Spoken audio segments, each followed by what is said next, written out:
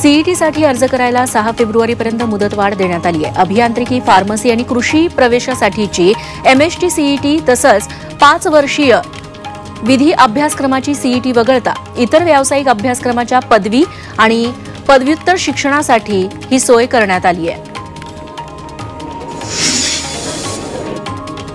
12वीच्या प्रात्यक्षिक परीक्षांना लवकरच सुरुवात होणार आहे। मात्र या प्रात्यक्षिक परीक्षांवर बहिष्काराचं वादळ घोंगावतंय। महाराष्ट्र राज्य शिक्षण संस्था संचालक महामंडळानं 12वीच्या प्रात्यक्षिक परीक्षांवर बहिष्कार घातलाय आणि या परीक्षांसाठीचं साहित्य बोर्डाकडून घेण्यास आणि प्रात्यक्षिक परीक्षासाठी सहकार्य करण्यास नकार दिलाय। त्यामुळे विद्यार्थी अडचणीत सापडले। सावित्रीबाई फुले पुणे विद्यापीठातील प्राध्यापक भरती लांबणीवर पडली आहे। सामाजिक आणि समांतर आरक्षणाच्या अंमलबजावणीसाठी प्राध्यापक भरती रखडण्याची शक्यता आहे। भरतीसाठी अर्ज करायला 16 फेब्रुवारीपर्यंत मुदतवाढ देण्यात आली आहे।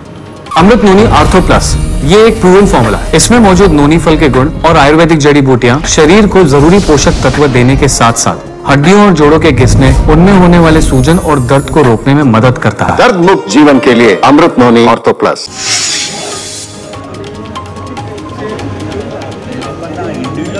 महाराष्ट्र राज्य प्राध्यापक महासंघ सरकारला परीक्षा बंदीचा इशारा देण्यात दिलाय। हायकोर्ट आणि सुप्रीम कोर्टानं दिलेल्या निर्णयाचं पालन सरकार आणि उच्च शिक्षण विभागाकडून केलं जात नसल्याचा आरोप करण्यात आलाय। एमफिल धारकांना पदोन्नतीचे लाभ यूजीसी धोरणाप्रमाणे मिळावेत। जुनी पेन्शन योजना सर्वांना लागू करावी अशा त्यांच्या मागण्या आहेत।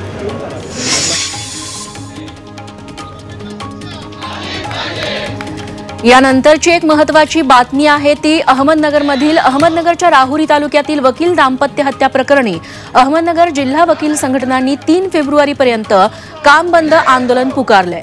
तर 2 फेब्रुवारीला राज्यभरातील वकील संघटना मुंबईतील आझाद मैदानात आंदोलन करणार आहेत। सरकारनं वकील संरक्षण कायदा केला नाही तर बेमुदत काम बंदचा इशारा संघटनांनी दिलाय।